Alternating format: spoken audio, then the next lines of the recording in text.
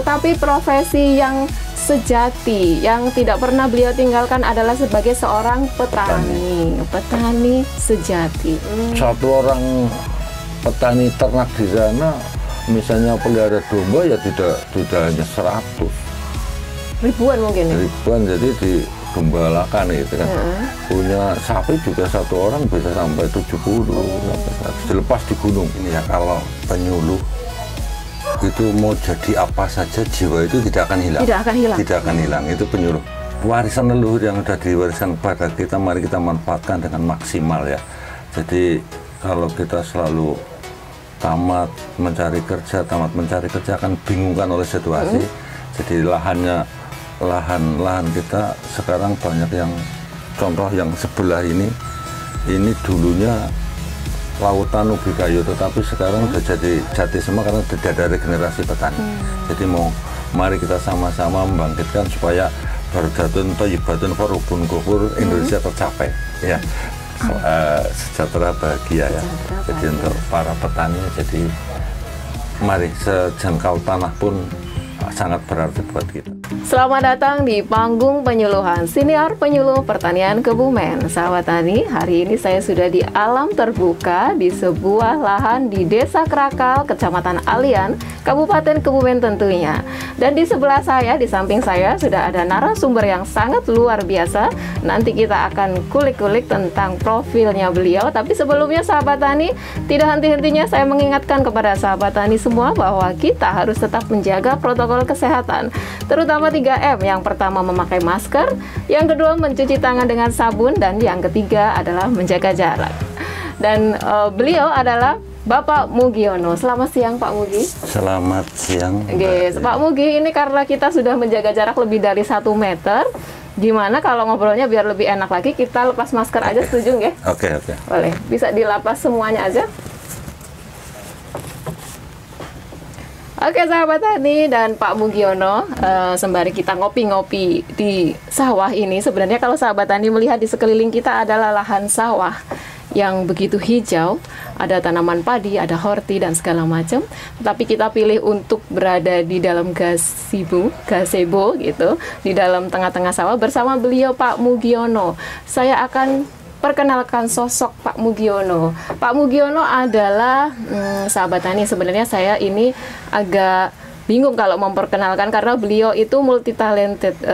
Yang awalnya adalah seorang PPL, penyuluh pertanian lapangan, dan sekarang beliau bekerja di kecamatan, begitu ya Pak Mugi ya. Tetapi profesi yang sejati, yang tidak pernah beliau tinggalkan adalah sebagai seorang petani sejati.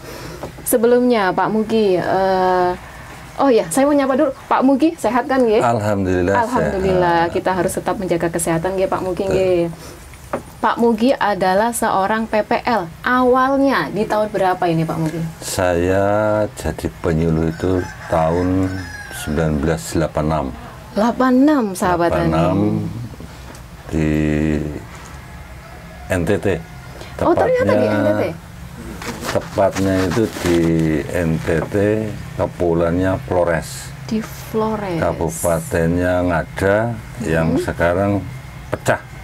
Sekarang ada pemekaran, sekarang menjadi 2 kabupaten di sana, Bajawa dengan Nagekeo. Jadi Ngada dan Nagekeo. Tadinya Ngada ibu kotanya Bajawa.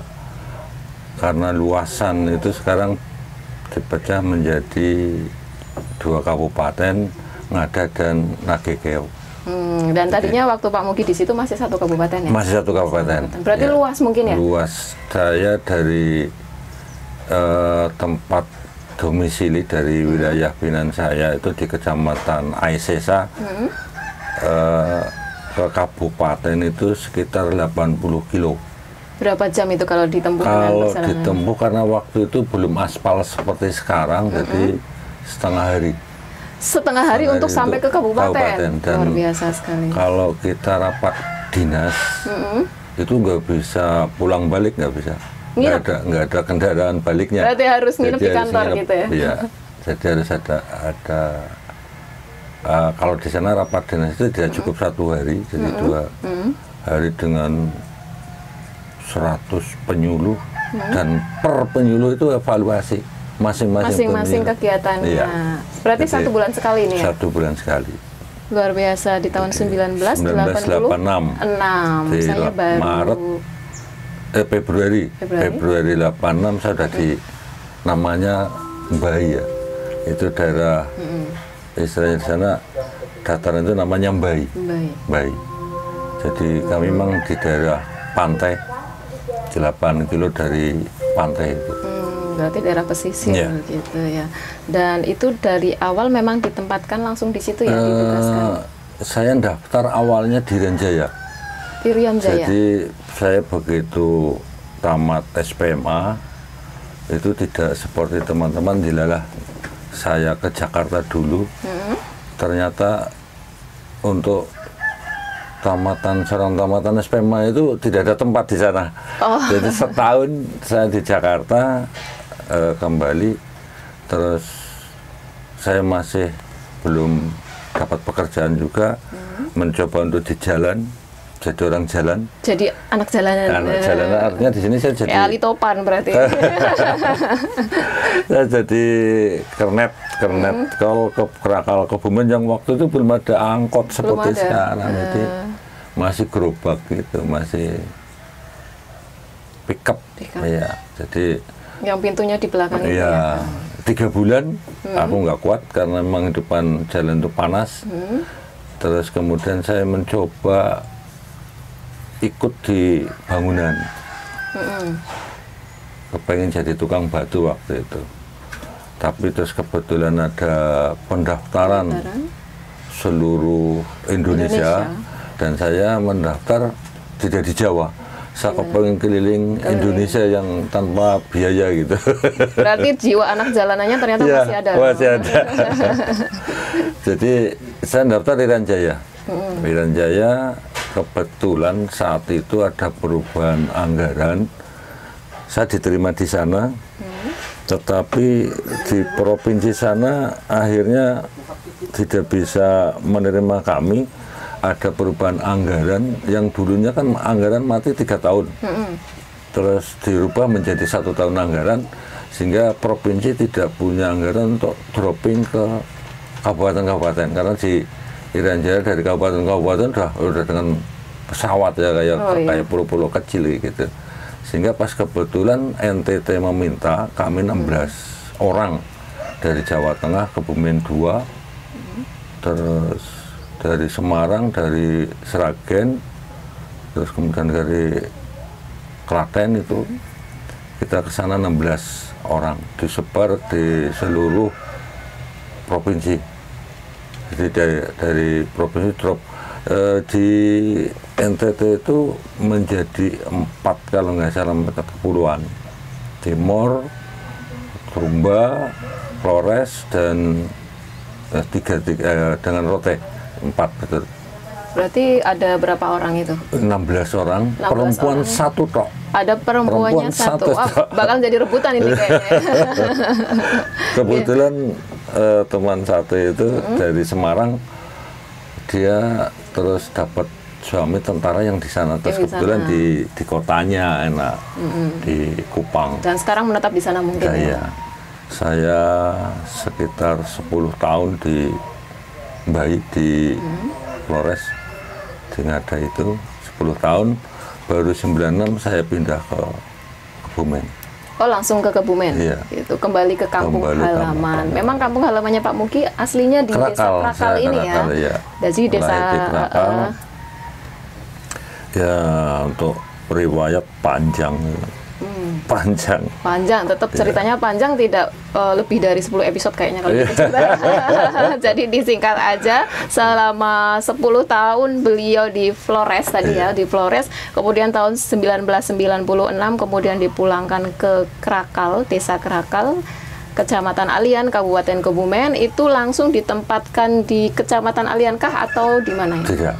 Jadi 96 saya masuk Kebumen, saya terus ditempatkan di daerah pantai selatan, pesisir di Puring. Saya dimasuk di Puring. Di Puring ya memang hampir sama dengan tempat tinggal saya di sana waktu di Flores. Cuman bedanya kalau di sana memang irigasi full, kalau di Puring kan nggak tegalan ya. Ada tegalannya. Tegalannya, jadi berkembang hortikulturnya juga dari pantai selatan. Jadi 2 tahun saya di sana. Kemudian waktu itu gabungnya seluruh penyuluh. Jadi penyuluh tuh dulu punya kantor sendiri, namanya BIPP. BIPP. Wah, sahabat tani, saya baru tahu itu. BIPP kepanjangannya apa ini, Pak? Balai Informasi Penyuluhan Pertanian. Balai Informasi Penyuluhan Pertanian. Berarti sama seperti yang sekarang namanya BPP. Dulu badannya. Badan. Jadi setingkat di bawah, eselonnya 3 kan. Eselon 3. Iya. Dan waktu itu kantornya di BPP Kebumen, numpang di BPP situ, Kebumen. belum punya gedung sendiri. Jadi seluruh penyuluh, dari penyuluh pertanian, penyuluh peternakan, perikanan, perkebunan, kehutanan, itu gabung jadi satu. Ya. Ada berapa orang itu satu Kebumen? Ya, di Kebumen sekitar 150-an waktu itu ya. Banyak. Jadi ya anget sih. Kalau penyuluh ketemu penyuluh ya ramai juga ya cerita juga, pengalaman selama di lapangan ya. Nah, baru kemudian saya pas itu saatnya ramai reformasi, saya masih di Puring ya, di Puring 99 akhir saya masuk di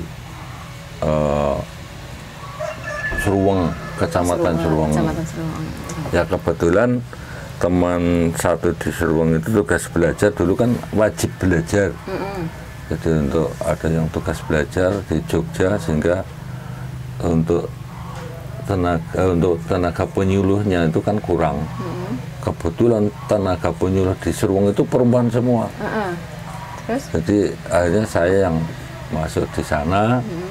Terus dengan sekarang udah pengen Pak Gono, waktu itu kepala cabangnya KCD waktu itu ya, belum koordinator. Kalau sekarang kan koordinator, dulu kan kepala cabang, bukan kepala UPT berarti ya, Mas? Terus akhirnya jadi kepala UPT. Jadi waktu itu belum otonomi. Kalau sekarang setelah otonomi kan semuanya ada UPT. Dulu UPT itu kan yang megang aslinya Menteri Pertanian, ada Menteri, itu yang tugasnya untuk secara apa namanya ya, bantuan lewatnya Menteri Tani. Penyuluh hanya khusus agen teknologi. Jadi gitu, kalau Menteri Tani sama penyuluh itu beda ya? Beda. Jadi statistiknya ada di Menteri Tani. Teknologinya ada di penyuluh. Teknisnya di penyuluh. Ya. Nah, setelah reformasi, setelah otonomi kan beda. Jadi penyuluh itu yang nangani statistik, yang nangani teknologi, sekali. Jadi kayaknya apa ya, beda jauh dengan zamannya saya. Ya. Beda jauh. Apalagi zamannya saya di Flores, masuk Jawa memang kaget. Kalau saya masuk Flores itu ibaratnya ya sana dari awalnya bukan petani. Gimana? Jadi orang-orang Flores itu lebih suka tinggal di kaki bukit. Di situ kan sudah ada makanan alam. Ada, kalau di sini umbi-umbian ya, itu sebagai makanan pokok di sana. Terus jagung setahun sekali, karena di daerah saya itu hanya 3 bulan saja itu hujan 1 tahun. Hujannya? Iya, kebetulan ada irigasi. Nah, di sana itu orangnya itu peternak. Satu orang petani ternak di sana, misalnya pelihara domba ya tidak hanya 100. Ribuan mungkin ya? Ribuan, jadi digembalakan itu kan. Punya sapi juga satu orang bisa sampai 70, sampai 100. Dilepas di gunung. Tapi nggak pernah ngarit, gitu ya. Karena sudah tersedia kayak padang rumput gitu ya. Tahun sebelum ya masih Bung Karno itu, tahun 50-an, itu dibuka bendungan di sana. Yang meresmikan Pak Wakil Presidennya itu Muhammad Hatta. Ceritanya waktu saya ke sana situ, terus waktu itu Menteri PU-nya Dr. Sutami, Insinyur Sutami kalau salah. Dan itu sempat jebol 2 kali, dan termasuk musibah di sana yang paling banyak hilang itu ternaknya itu. Ternaknya ya. karena jebolnya bendungan itu. Ada satu karakter yang sangat berbeda dari peternak sama pertanian.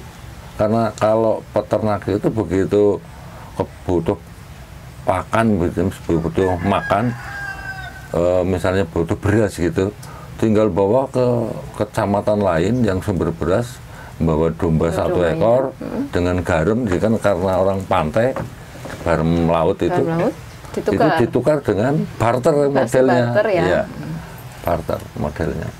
Nah itu kan kesannya jadi pemalas ya, karena mereka hanya melepaskan hewannya. Jadi tidak, petani itu kan harus nyangkul, harus nanam, harus merawat kan kayak gitu. Nah itu kemudian zamannya Pak Harto itu, sudah zamannya Pak Harto dibuatkan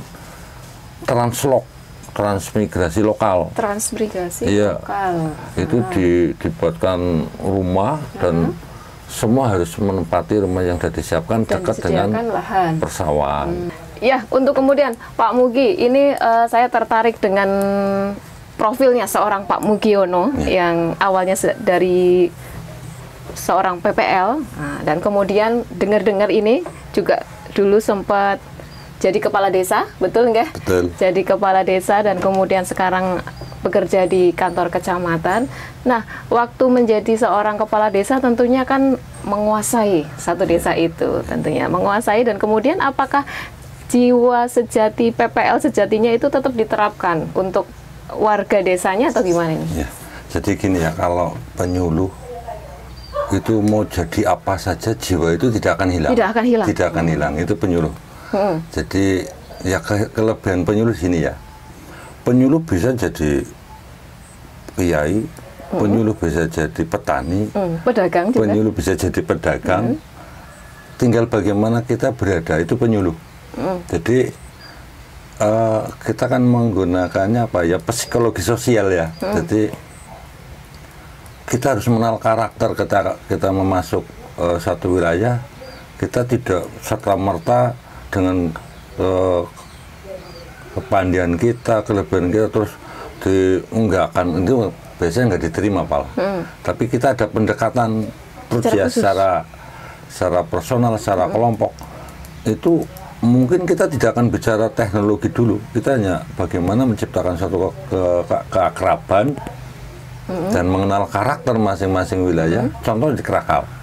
Di Krakal itu dulu ada 8 kadus, yang sekarang menjadi 6 kadus.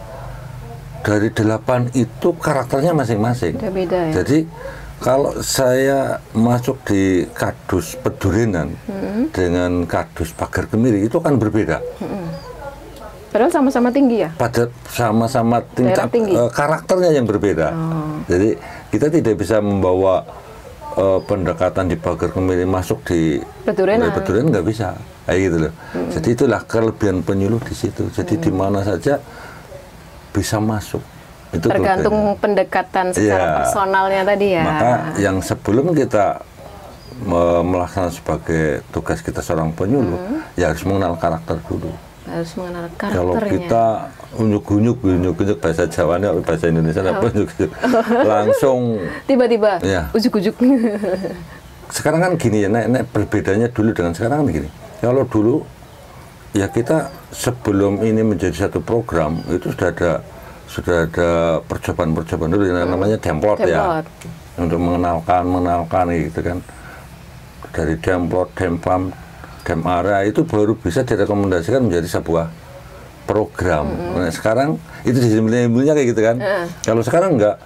Kalau pusat menghendaki apa, kita harus berjalan apa gitu kan, kayak gitu. Bedanya di situ. Jadi fungsi penyuluh sekarang tidak murni sebagai agen teknologi, itu bedanya. Beda lagi. Jadi mungkin teman-teman bagaimana cara pendekatan untuk satu wilayah akan mengalami kesulitan karena tidak melalui proses penyuluhan itu tadi ya. Jadi penyuluh dulu kan yang kita jangkau PSK ya. Sekarang juga PSK Pak PSK ya, perubahan sikap dan perilaku ya, pengetahuan sikap dan perilaku ya kan. itu kan ada tahapan yang harus kita lampaui sebelum kita masuk, kayak gitu kan.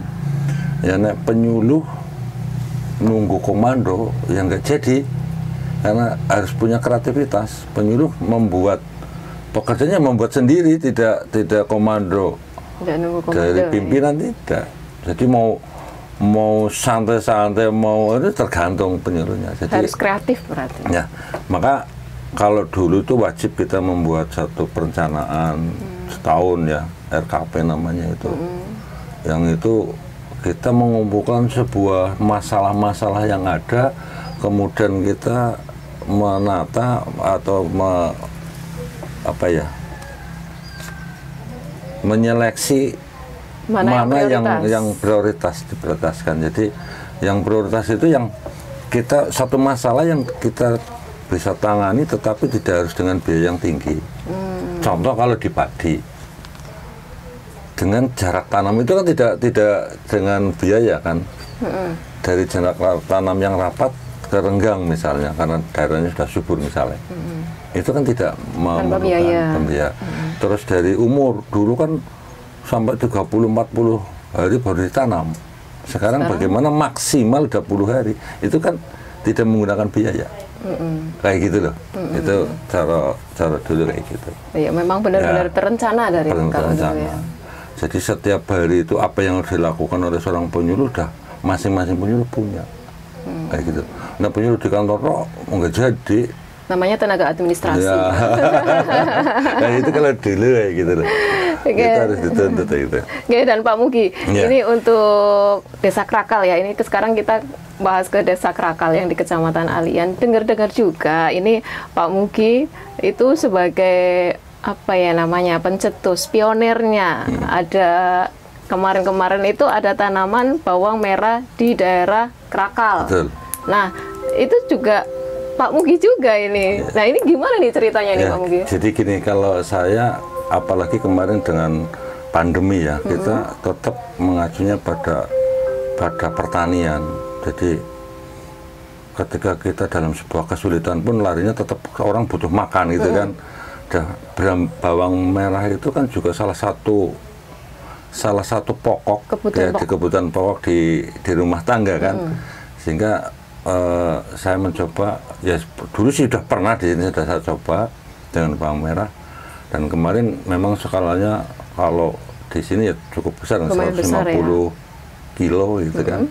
Dan kita menggunakan varietas dari yang biasa tanam nganjuk Thailand itu ya, dari nganjuk. Jadi yang untuk musim kemarau, musim hujannya sebenarnya Brebes dengan Bima juga cukup bagus gitu. Kalau kita, cuman sementara ini karena saya membuat selah waktu, jadi kita mulai cari waktu, kalahnya kita nanti dipanen sih masalahnya. Kalau kemarin kita tanam berhasil di panenannya, tetapi kalah di pasarnya. Pas murah, jadi pas kebetulan bareng Bima, bareng Brebes, Nganjuk, Bantul, semua panen raya gitu ya. Karena Krakal ini baru hanya satu ini, ya kalah otomatis kayak gitu. Jadi saya ngesalah ini di mana nanti biasanya mau Lebaran kan ramai lagi ya. Iya, tinggi kan. Nanti kira-kira pas mau Lebaran itu sudah tanam panen. Lagi. Nanti ya, kita berarti tanam. nanti ada rencana tanam lagi Ya, ya Pak betul. Mugi ya. Dan ini yang lahan tadinya bawang merah, saya juga kaget tiba-tiba tuh disulap menjadi greenhouse. Iya. Nah, isinya apa ini Pak Mugi? Ya, ada beberapa greenhouse di sini. Ada satu, ini sebenarnya kita masih berangkat keluarga ya, keluarga. Jadi saya kumpulkan keluarga, saya punya, bisa saya katakan ponakan, bisa mengatakan adik. Kalau ponakan itu dari bapaknya, kalau adik dari ibunya. Itu yang manggil saya bingung. Itu namanya Margi. Kebetulan dia di Kerawang. Saya bilang kalau kamu di Kerawang, di kota terus, suatu hari kamu mau kembali ke desa, bingung apa yang mau dilakukan.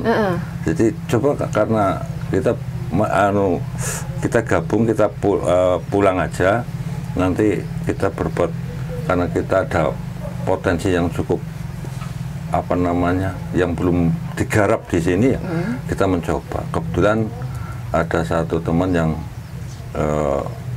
mau mendanai, jadi kita membuat greenhouse ini dan yang nangani itu Margi itu tadi itu ya, itu. Termasuk pemuda tani itu karena kan masih muda juga itu ya Pak masih ya? bujangan. Oh bujangan juga ternyata sahabat tani. Mas Margi bujangan petani muda yang nantinya mungkin akan sukses. Itu yang saya kadarkan untuk wong saya udah tua kan, bentar lagi mungkin tinggal menikmati masa pensiunan. Ya nanti Margi lah yang meneruskan itu. Oke, tapi nanti kan habis pensiun Pak Mugi sudah punya mainan baru. Iya. Mainan yang cukup menghasilkan.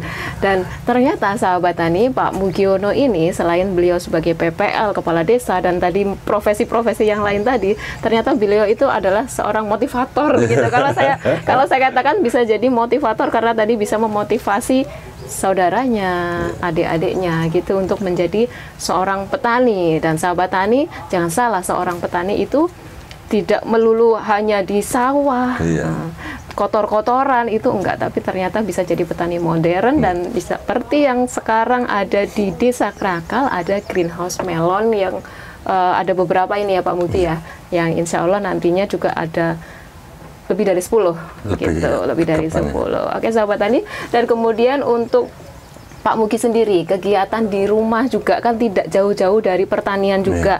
Tadi saya lewat rumahnya, ternyata ada beberapa orang yang sedang membantu membuat pupuk organik padat atau bokasi. Selain itu ada apa lagi nih Pak? Ya jadi gini,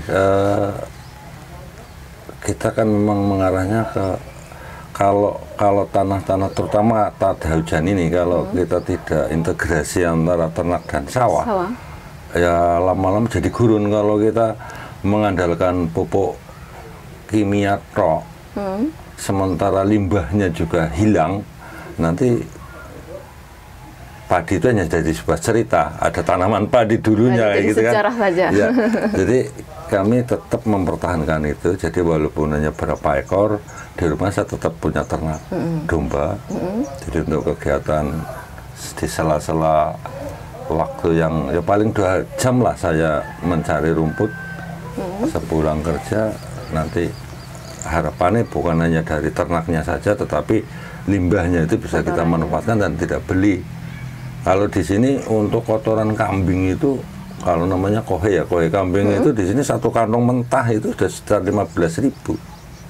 Dan itu Pak Mugi produksi ya? Produksi. Termasuk POC-nya mungkin dari urinnya? Ya dari urin kambingnya itu yang kami buat POC-nya, nanti dicampur dengan yang lain.